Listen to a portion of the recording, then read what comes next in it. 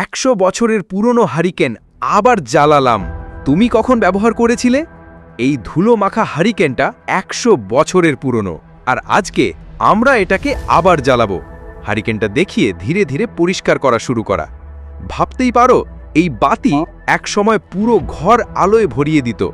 এখন পড়ে আছে এক কোণে, একদম অবহেলিত। তবে আজ থেকে না, আজ আমরা এটাকে ফেরত আনবো জীবনে, একদম আগের মতো করে জ্বালাবো। মেরামতের ক্লিপ, কাঁচ পরিষ্কার, তেল ঢালা, সলতে সেট করা। তেল ঢালছি, সলতে বসাচ্ছি, সব কিছু পরিপাটি করে নিচ্ছি, একদম প্রস্তুত আগুন ধরানোর জন্য। আর এখন আসল সময়। 3, 2, 1, জ্বলে উঠুক আলো। হারিকেন জ্বলে উঠেছে, ধীরে ধীরে আলো ছড়াচ্ছে। দেখো, অন্ধকার ভেদ করে জ্বলে উঠেছে এই ইতিহাস। তুমি কি কখনো এমন হারিকেন ব্যবহার করেছো? তোমার বয়স কত ছিল তখন? কমেন্টে এখনই জানাও। তোমার স্মৃতি আমাদের গল্প হতে পারে।